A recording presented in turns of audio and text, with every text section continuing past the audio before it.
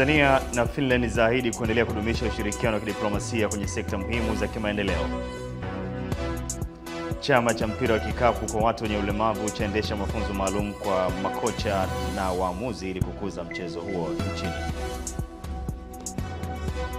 Habari ya asubuhi mtazamaji wa Channel 10 popote pale ulipo, ujambo na karibu katika asubuhi njema. Mimi ni Emmanuel Mwakapotela. Tanzania imeahidi kuendelea kudumisha ushirikiano wa kidiplomasia zaidi na nchi ya Finland katika sekta ya kimkakati, hususan sekta ya utalii, kuongeza thamani madini pamoja na sekta ya afya na mazingira. Akizungumza katika hafla ya kumkaribisha Rais wa Finland Ikulu jijini Dar es Salaam, Rais wa Jamhuri ya Muungano wa Tanzania Mheshimiwa Dr. Samia Suluhu Hassan amesema Tanzania imetenga maeneo maalum ya kushughulikia katika ushirikiano huo kama vile misitu, biashara, uwekezaji, utalii na tehama kwa manufaa ya pande hizo. Aidha, kupitia sera ya nishati safi na mazingira, Tanzania itahakikisha inatumia ushirikiano huo kufikia malengo ya kuhakikisha 80% ya Watanzania wanatumia nishati safi ya kupikia ifikapo mwaka 2034 ili kulinda misitu na uchafuzi mwingine wa mazingira. Ameipongeza Finland kwa kuendeleza uhusiano wa kibiashara na nchi za Afrika, ambapo kwa upendeleo nchi hiyo katika Afrika imezipa kipaumbele Tanzania na Ethiopia, hatua ambayo Mheshimiwa Rais Samia amekaribisha wawekezaji kutoka nchi hiyo kuja kuwekeza katika maeneo mbalimbali ya uchumi ukiwemo uchumi wa bluu.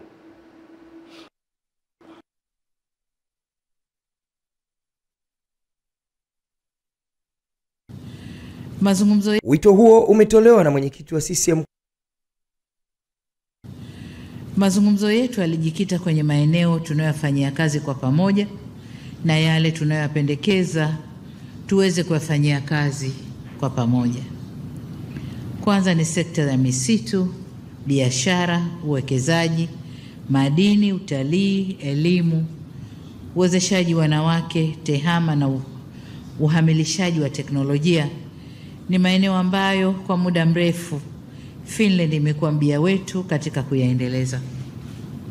Sote tulikubaliana kuwa kuna fursa kubwa ya kukuza zaidi ushirikiano katika maeneo haya na tukaeleza utayari wetu kutumia fursa hizi kwa manufaa ya mataifa yetu. You also know that Tanzania has a special place in the hearts of all Finns for many reasons, but one of them is late President Martti Ahtisaari, who was an ambassador here in the 1970s. Majadiliano yetu ilionekana wazi ya kwamba kuna maeneo mengi ambayo tunashabihiana, ya kwamba sio tu tuwe na ushirikiano mzuri, lakini pia tutambue ya kwamba tuone namna gani bara la Afrika linaweza kukua zaidi na kuwa na sauti kubwa zaidi katika ngazi ya kidunia. Na Finland na Tanzania pia wanaweza kwenda kutengeneza mfumo wa kidunia ambayo kila nchi ina fursa ya kutengeneza nafasi yake katika dunia hii. Na wanafunzi wanaosoma nje ya nchi, diaspora, wametakiwa kutumia fursa wanapokuwa katika masomo kuitangaza Tanzania hasa katika nyanja ya utalii na utamaduni ili kuendelea kuwavutia watalii na wawekezaji kutoka nje ya nchi. Wito huo umetolewa na mwenyekiti wa CCM mkoa wa Dar es Salaam na mbunge wa viti maalum wilayani Temeke Mariam Mtemvu wakati wakimpokea binti yao Tamia Mtemvu katika uwanja wa ndege akitokea Dallas nchini Marekani baada ya kushiriki maonyesho katika chuo kikuu cha North Texas, ambapo alipata nafasi ya kuelezea fursa za utalii, utamaduni na kuitangaza Tanzania na kuvutia watazamaji wengi. Baada ya lile tukio sisi hatukujua, lakini tumepokea simu nyingi zikipongeza kwamba amefanya jambo kubwa kwa nchi yake, tangaza utalii, lakini amemtangaza rais wake Daktari Samia Suluhu Hassan nje ya nchi kule. Wanamtambua watu, lakini wanaendelea kuzidi kumtambua. Kwa hiyo mimi ni muombe tu kwamba aendelee hivyo, na wenzake wote wanaosoma nje ya nchi na ndani ya nchi waendelee kutangaza nchi yetu. Lakini kubwa ambalo mimi nataka niseme kwamba tuendelee kumwombea dua Daktari Samia Suluhu Hassan. Hawa kwa kuwa wako nje, kama alivyoongea mwenyewe, wakiungana wakatangaza nchi yetu, na imani utalii kwetu utakuwa umepiga hatua, kwa sababu watalii wataongezeka kuja na mapato yetu ya ndani yataongezeka. Kwa hiyo mimi nasisitiza kwamba mabinti wanapopata nafasi ya kwenda kusoma nje, waitangaze nchi yetu, waisemee mazuri, wamsemee rais wetu wa Jamhuri ya Muungano wa Tanzania. Ndio mwanamke wa kwanza kuiongoza nchi yetu, lakini East Africa ndio yeye. Kwa hiyo wamsemee, lakini sio wamsemee tu hivi, na mambo aliyofanya ni makubwa. Kwa upande wake Tamia, ambaye pia ni mwanafunzi katika chuo hicho, amesema zipo fursa nyingi za kuitangaza Tanzania kwa wanafunzi wanaosoma nje ya nchi na kuwataka kuwa wazalendo ili kuitangaza Tanzania kuvutia watalii na wawekezaji. Nilishiriki katika International World Fair ambayo ni event inayofanyika kila mwaka. Wanafunzi mbalimbali wanakuwa wanawakilisha taifa zao, na nilipokuwa naongea na mwanzilishi wa hiyo event akasema kwamba katika miaka yake 20 ya kufanya kazi hakuwahi kumuona Mtanzania yote kufanya. So mimi nikasema basi mimi nitakuwa kwanza, na lengo langu lilikuwa kulitangaza Tanzania kimataifa zaidi. Na huyo mwanzilishi pia wa hiyo event akaniambia kwa sababu kwenye ile event watu wengi sana wanakuwa wanakuja kwenye meza yangu, kwa sababu najua watu wengi wanajua Tanzania lakini hawajui kwa ndani. Kwa hiyo wanaisikia sana kwenye mitandao ya jamii nini. Kwa hiyo kwenye meza yangu nilivyoelezea sana ikawa meza yangu imejaa. Kwa hiyo mwanzilishi akaniambia kwamba anataka tufanye event nyingine iitwe Discover Tanzania, ambayo itakuwa ni event pekee yani ya Tanzania tu, sio tena kuhakikisha nchi zote. Hamisi Suleiman, Channel 10, Dar es Salaam. Na Tume Huru ya Taifa ya Uchaguzi imewataka wananchi katika mikoa 16 ya Tanzania bara na Zanzibar wanaokwenda kuanza uboreshaji wa daftari la kudumu la wapiga kura awamu ya pili kujitokeza kuboresha taarifa zao pamoja na kutazama daftari la awali la wapiga kura lililobandikwa katika vituo walivyotumia kujiandikishia au kuboresha taarifa zao hapo awali. Mwenyekiti wa tume hiyo, Jaji wa Rufaa Jacobs Mwambegele, ametoa wito huo wakati akizungumza na washiriki wa mafunzo ya siku moja ya watendaji wa uboreshaji katika halmashauri ya mji wa Kibaha mkoani Pwani. Mzunguko wa pili wa uandikishaji utahusisha mikoa ya Arusha, Manyara, Kilimanjaro, Tanga, Morogoro, Pwani, Singida, Dodoma, Dar es Salaam, Lindi, Mtwara, mjini Magharibi, Kaskazini Unguja, Kusini Unguja, Kaskazini Pemba na Kusini Pemba, ambapo zoezi hilo litafanyika kuanzia Mei 16 hadi 22 mwaka 2025. Jaji Mwambegele pia amewakumbusha watendaji hao wa uboreshaji ambao ni waandikishaji, wasaidizi na waendesha vifaa vya biometric kufanya kazi kwa kuzingatia sheria, kanuni na taratibu za uchaguzi wakati utekelezaji wa awamu ya pili ya zoezi hilo litakalofanyika sambamba na uwekaji wazi wa daftari la awali la wapiga kura. Naye afisa mwandikishaji wa halmashauri ya mji wa Kibaha, Dr. Rogers Shemwelekwa, amewataka wananchi wa Kibaha na viunga vyake kujitokeza kutazama daftari la awali lililowekwa wazi kama kuna changamoto waweze kuziboresha wakati huu. Naomba niwasisitize Watanzania wote katika mikoa hii 16 wajitokeze kuja kuboresha taarifa zao au kuja kujiandikisha, kwa sababu baada ya hapa tume haitaboresha tena daftari. Daftari litaboreshwa kuanzia tarehe 16 mpaka tarehe 22 kwa muda wa siku 7. Wewe ambaye hujajiandikisha katika kipindi hicho kwenye mikoa hii 16, au wewe ambaye hujaboresha taarifa zako na kitambulisho chako kilikuwa kinahitaji kuboreshwa, utaruhusiwa kushiriki kwenye uchaguzi. Kama kitambulisho chako ni cha mwaka 2015, mwaka 2020, hakina tatizo, utaruhusiwa kushiriki kwenye uchaguzi. Kama umehama, hujaboresha, hutaruhusiwa kushiriki kwenye uchaguzi isipokuwa uchaguzi wa rais. Nasihi muendeleze utoaji wa huduma bora kwa wananchi kama ilivyokuwa awamu ya kwanza ya uboreshaji. Hii itatufanya tufikie lengo ambalo lilikusudiwa. Naomba wananchi wa halmashauri ya mji wa Kibaha waende sasa kukagua na kutazama taarifa zao kwa wale ambao walijiandikisha kwa awamu ya kwanza, na kama taarifa zao zitakuwa zina makosa na haziko sahihi, basi wataweza kushiriki kuzisahihisha ili na kuwa na taarifa kamili zitakazomwezesha kushiriki uchaguzi mkuu wa 2025 kwa kupiga kura baada ya kujiandikisha. Serikali wilayani Sumbawanga mkoani Rukwa imewataka wananchi wilayani humo kushirikiana na vyombo vya ulinzi na usalama kuwafichua wanaomiliki pingu kiholela ili wachukuliwe hatua za kisheria. Kampeni ya Tumekufikia Funguka inayoendeshwa na mkuu wa wilaya ya Sumbawanga Nyankia Ali Chilukile yenye lengo la kusikiza changamoto za wananchi imewafikia wakazi wa mtaa wa Chanji ambao bila kusita wamefunguka. Kuna watu ambao wanamiliki pingu ambazo kuna siku nitaka kuvamiwa wakiwa wameshika hizo pingu. Mara ya kwanza nilikuja huko ndani kwenye haya mabaya hapa, nikawa nimeingia. Nilipokuja nimekaa tu, walikuja vijana hawa wawili kwenye baya la maderiki. Walipoingia wakanusa zile pombe. Akasema ngoja nimwite mwenyekiti ili mje mnisachi vizuri. Wale watu walikimbia. Maana walizitoa pingu, wakijifanya ni maaskari. Wakaleta kero kwamba ni maaskari wanakamata gongo. Wakataka kumkamata mama mmoja hivi, akasema pombe hii hawajanywea mwangu. Aliyakuwa mpaka sasa mimi hapa Chanji naishi kwa wasiwasi.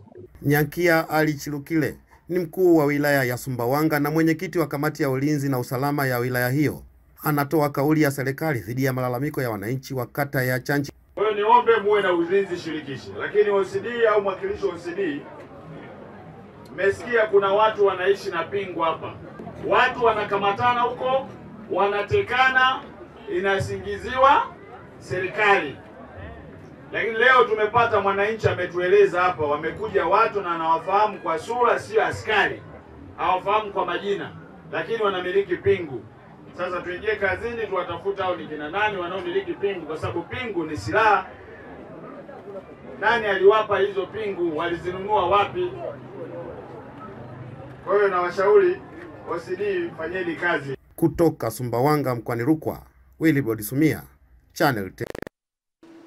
Tume ya Taifa ya Mipango ya Matumizi Bora ya Ardhi imetoa elimu kwa wakazi wa kijiji cha Dinyeke, wilaya ya Tandahimba mkoani Mtwara, kutambua fursa iliyopo kwenye ardhi yao na kuitumia kwa mipango bora, ambapo baada ya elimu hiyo wanakijiji wameamua kuanza kuwekeza kwenye viwanda vya kuongeza thamani mazao yao na kutenga maeneo kwa ajili ya huduma za jamii kabla serikali haijapeleka huduma hizo.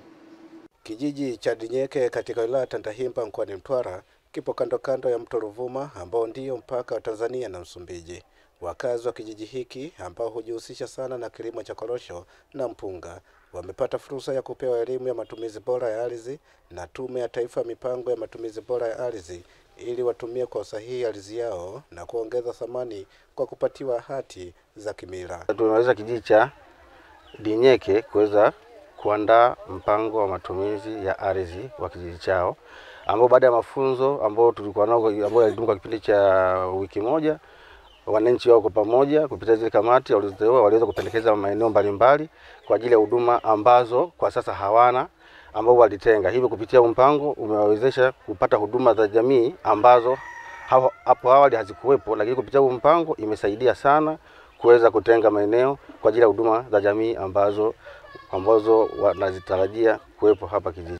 Baada ya elimu hiyo, wakazi wa Dinyeke wanatambua uwepo wa fursa katika kijiji chao, ambapo wameamua kutenga eneo la viwanda ili wajenge viwanda vya kuongeza thamani mazao yao pamoja na maeneo kwa ajili ya huduma za jamii. Mwenye nimesoma nilipata kuelewa vizuri, tutoto manufaa mengi tutotuletea. Kupata faida ya kijiji, kupata stendi, zahanati pamoja na eneo la uwekezaji. Tunaamini moja kwa moja tukiwekeza eneo letu hilo, kupata viwanda, tutapata ajira kwa wananchi wangu. Kwa hiyo kuanzia sasa sisi tunajua faida tutakazozipata katika mpango kazi wa matumizi ya ardhi katika kijiji chetu. Nitataja tu faida chache kama 3 hivi, nadhani zinatosha. Faida mojawapo ni kuondoa migogoro ya ardhi katika kijiji. Faida nyingine ni kuongeza huduma za kijiji, kwa maana kijiji kitakuja kupata cheti cha hati miliki za kimila. Kutoka Tandahimba mkoani Mtwara, Damalima, Channel 10. Chama cha Mapinduzi CCM mkoa wa Mbeya kimelazimika kuingilia kati ya mgogoro wa familia ya Igembe Mahola ambayo imegoma kuchukua mwili wa kijana wao anayedaiwa kuuawa na askari wa shirika la hifadhi za taifa TANAPA baada ya kukutwa akichunga ng'ombe ndani ya hifadhi ya Ruaha. Ni siku ya 7 tangu kutokea kwa tukio hilo ambalo familia iligoma kuchukua mwili wa marehemu wakitaka uchunguzi ufanyike ili haki itendeke.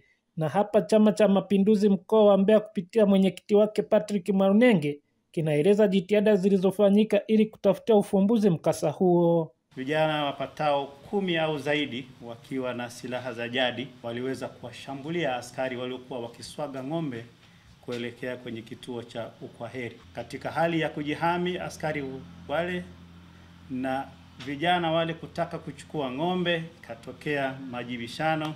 Saa 1 asubuhi tupata taarifa kwamba kuna mtu ameuawa, kijana wa mfugaji, na uchunguzi wa awali ulionekana kifo kile kilitokana na majibishano. Baba wa marehemu licha ya kugoma kuchukua mwili wa kijana wake, amedai ng'ombe 550 wanashikiliwa na TANAPA, huku akimtaka kulipa faini zaidi ya shilingi milioni 50. Bado paka leo na shangaa. Kurwa Igembe ametoka na nyumbani kwenda kuchunga ng'ombe 550. Na hizo ng'ombe za Kurwa Igembe na Igembe mwenyewe bado zitapatikana paka leo hata ng'ombe moja. Kurwa ametoka mzima. Kurudi maiti. Haki yake Kurwa haipatikani. Na leo na shangaa naambiwa ni mzike Kurwa, haki yake bado haijapatikana, iko wapi? Familia hiyo imekubali kuchukua mwili wa marehemu kwa ajili ya mazishi kwa madai ya kupata mwanga wa jambo hilo baada ya Chama cha Mapinduzi kulitafutia ufumbuzi. Ninajua yanayotokea mbugani huko ni makubwa. Huwezi ukampa mtu AK47 amecheza mgambo hapo siku 2 uwanjani. Namna ya kuhendo raia hana. Kwa hivyo niwaombe sana viongozi wangu, serikali yangu sikivu, hebu angalieni namna ya kuwatrain hawa watu ili wafanye kazi yao kwa umakini. Nikiripoti kutoka mkoani Mbeya, Epimax Apolinari, Channel 10. Na shirika lisilo la kiserikali la Enabel limeendelea kushirikiana na serikali kuboresha utoaji wa mafunzo ya ufundi stadi kwa wakuu wa vyuo vya mafunzo katika mafunzo ya kati mkoani Kigoma ili kuimarisha vyuo hivyo katika umahiri wa utoaji wa mafunzo ya stadi viweze kuhimili ushindani wa soko la ajira kupitia mradi wa Wezesha Binti.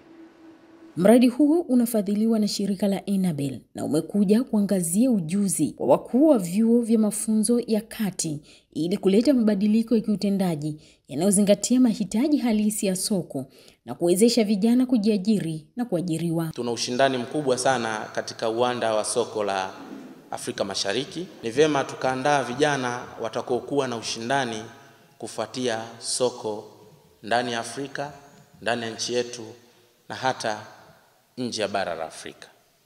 Tusitoe tu wanafunzi ambao watakuwa mtaani alafu wanashindwa kutekeleza zile fani ambazo wamesomea.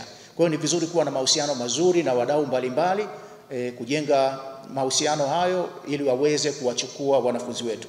Mkuu wa VETA kanda ya Magharibi, Asanterabi Kanza, anasema tayari baadhi ya vituo vimeanza kuchukua hatua ya kuboresha kwa kuzingatia miongozo ya mradi huo. Hivyo mahiri ni lazima viangalie kuna fursa gani ambazo tunaweza tukazitumia na tukaweza kupata kipato cha ziada. Tumeanzisha daycare katika chuo chetu.